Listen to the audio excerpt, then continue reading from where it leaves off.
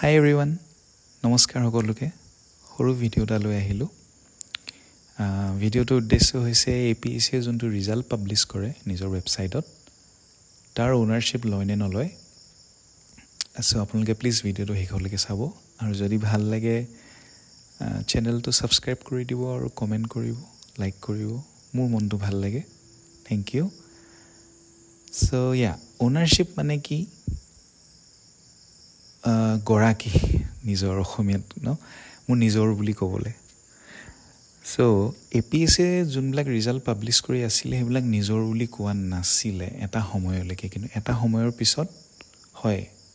এই ৰিজাল্ট যে পাবলিশ কৰিছো এইকেইটা মোৰে ৰিজাল্ট বা আমাৰে ৰিজাল্ট ক'ব ষ্টাৰ্ট কৰিলে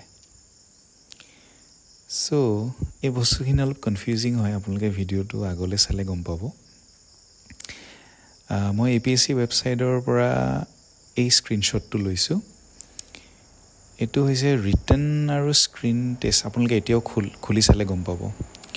তাত এই যে দুটা ৰিজাল্ট দেখিছে 30 জুলাই 2024 চনৰ এসিস্টেন্ট ইঞ্জিনিয়াৰ আৰু 5 আগষ্ট 2024 ৰ জুনিয়ৰ সাইন্টিফিক অফিচাৰ এই দুটা ৰিজাল্টৰ মাজতে ট্ৰানজিশনটো হৈছে তো ট্ৰানজিশনটো কি হৈছে জুলাইত যোনটো ৰিজাল্ট পাবলিশ হৈছিল 30 জুলাইত ইয়াত এটা ইম্পৰ্টেন্ট নোট লিখিছে ৰিজাল্টৰ পিছত The commission will not be responsible for any typing/printing mistakes ঠিক আছে আৰু এই 30 জুলাই আগলৈকে যিমান ৰিজাল্ট পাবলিশ হৈছিল সবতে এই কথাখাৰ লিখাই আছে যে কমিশনটো জগৰীয়া নহব কিবা যদি টাইপ কৰোতে বা প্ৰিন্ট কৰোতে মিস্টেক হৈছে কিন্তু এই 5 আগষ্টৰ পৰা যোনখিনি ৰিজাল্ট পাবলিশ হৈছে মানে এই 30 জুলাই পিছৰ এইটো ৰিজাল্ট পাবলিশ হৈছে তাৰ পিছৰ পৰা কমিশনটোৱে APSC এই কথাখাৰ লিখিব বাদ দিলে আৰু এতিয়ালৈকে এই কথাখাৰ নিলিখে জাস্ট এটা সিম্পল লিখি দিছে result may be assessed through APSC's website so এইটো হল স্ক্ৰিনিং ৰিজাল্ট ইয়াৰ ওপৰত মোৰ মতামতটো জনাম বাট তাৰ পিছত মই মেইনছৰটো মেইনছ নহয় ফাইনেলছৰটো কৈ দিওঁ ফাইনেল ৰিজাল্টটো এই ট্ৰানজিশনটো এতিয়া হৈছে 6 জুন 2024 আৰু 7 জুন 2024 6 জুনত যোনটো ৰিজাল্ট পাবলিশ হৈছিল তাত লিখা আছে Commission will not be responsible for any typing/printing mistakes আৰু 7 জুনত যোনটো ৰিজাল্ট পাবলিশ হৈছে তাত এই কথাখাৰ নাই আৰু এই ট্ৰেন্ডটো ফলো হৈ আছে মানে 6 জুনৰ আগলৈকে লিখা আছিল কমিশনটো জগৰীয়া নহব কিবা যদি ভুল হয় ৰিজাল্ট পাবলিশ কৰোতে আৰু 7 জুনৰ পৰা এই কথাখাৰ আঁতৰাই দিয়া হৈছে মানে কমিশনে নিজকে গা এৰা নাই দিয়া এটা ধৰক মই কিবা এটা পৰীক্ষা দিছো মোৰ ৰোল নাম্বাৰটো তাত নাহিলে মই পুৰা কনফিডেন্ট আছিলো আহিব বুলি মানে ৰিজাল্ট ভাল হৈছিল বাট নাহিলে সো মই কেনেকৈ গম পাম যে প্ৰিন্টিং মিস্টেক বা টাইপিং মিস্টেকৰ কাৰণে মোৰ ৰোল নাম্বাৰটো তাত নাহিলে এটো কোনো কাৰণ